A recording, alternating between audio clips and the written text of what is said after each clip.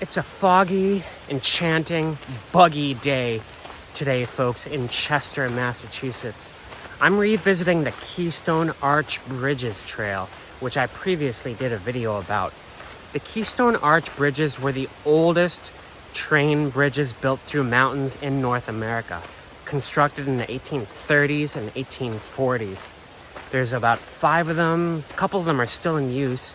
You can walk a trail and see them all. The architecture is really amazing. But on the same trail, there's also the ruins of a very spooky site with a story behind it. I will go into that in a minute. First, though, we'll take a stop at the double arch. It's the first arch you come across right up here on the left from the parking lot. This bridge is still in use. You can see how the architecture was done and why it's called the Keystone Arch Bridges. Basically, there's no mortar used in the entire bridge. The whole thing pins on the weight of a keystone right at the top center of each arch. The fog casts a really great light here tonight, but the bugs are absolutely disastrous. I'm being eaten alive. If you have one of those bug hats, wear them. The next site we're gonna go to is the dark story I was telling you about. It's actually just up here on right-hand side. There's a driveway that kind of shoots off into a little hidden cove. I love this little bend in the Westfield River right here. And so did a guy named Charles Farmer. His driveway for his estate, which barely exists now, is right here. So in 1963, a wealthy art collector from New Jersey named Charles Farmer somehow discovered this beautiful little cove in the Berkshires in this town of Chester. And he bought this piece of land right here for probably a considerable sum of money. And he started construction on a massive complex that was either a mansion or a commune or an art collective. He called it the Berkshire Cultural Center. It never really developed into anything because it was never completed. You'll notice that this old driveway is still more or less here. Someone maintains it. I've been here before and seen people taking their Jeeps across it. And I think we're starting to see it right here. I'll try to zoom out a little bit.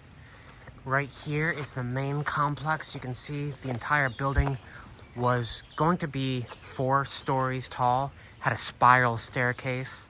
So you can see what's left. This was the main boiler that was supposed to be here. Just about the only thing that was completed. All that's left here is just some rebar and some exposed concrete. And if you don't mind getting a little scratched up and buggy, over here is what remains of a swimming pool. Behind me are the remnants of the colorful path that went from the main area of the building to the swimming pool, which is right over here, now just completely filled with duckweed. This was actually a very nice complex. It's just too bad it was never finished. So here's why the building was never finished. This place I told you was bought by a wealthy art collector named Charles Farmer from New Jersey. He lived here while it was under construction with his girlfriend at the time, actually his wife, and her attorney.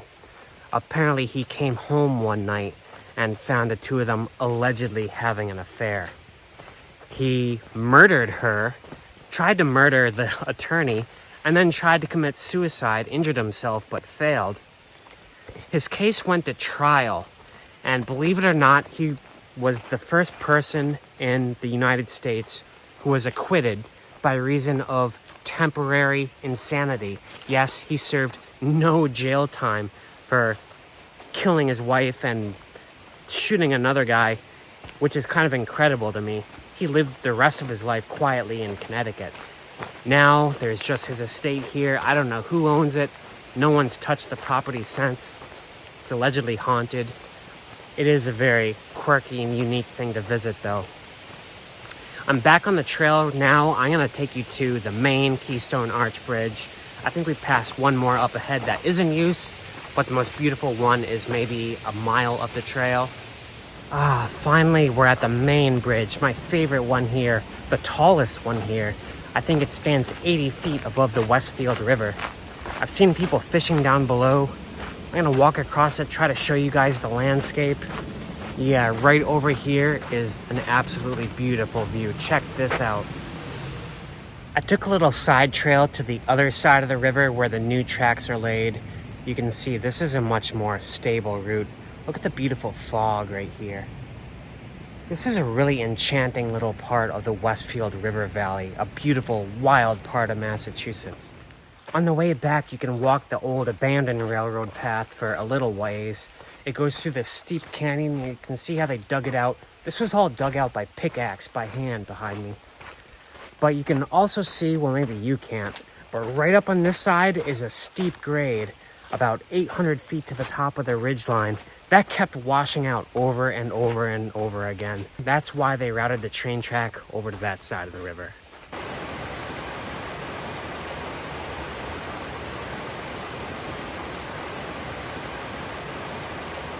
A lot of old stone hedgerows on this trail. This is where people marked property boundaries back in the day.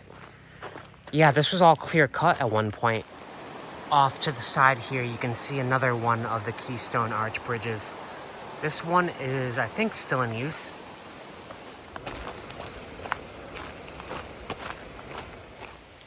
It would have been nice to stick around to watch a train come through. The CSX trains come through all the time. The Amtrak comes through around 2 in the afternoon. But in case you haven't noticed, my hair is soaking wet. It's not even raining. It's just so damp and muggy right now. I feel like I'm in a sauna. I'm getting eaten alive by mosquitoes. Yeah, if you're gonna come here, maybe come here on a dry October day or something like that. Yeah, the Keystone Arch Bridges have a ton of history. I sometimes think that murder story is even more interesting than the train bridges itself. One great thing about it is you can go there, get a whole long hike in, and all those ruins of that cultural center, that murder site, it's kind of hidden off to the woods a little bit. People might pass by and not even know it's there. But it is there. It's too bad it scarred the landscape with a dark story like that, because that is a beautiful cove. I love Chester, Mass. I love all of New England. I explore it often. If you're new to my channel, subscribe. I do abandoned stuff and weird, quirky sites around New England all the time. I also live full-time in my van, which is what I'm in right now. So subscribe if you want to see more. Hit that like button below if you don't mind. It helps me out big time. The next adventure I have coming up, which might be the next video, is really, really cool. I mean, all of my videos are cool, but this next one, you're going to want to see this. All right, peace out, folks.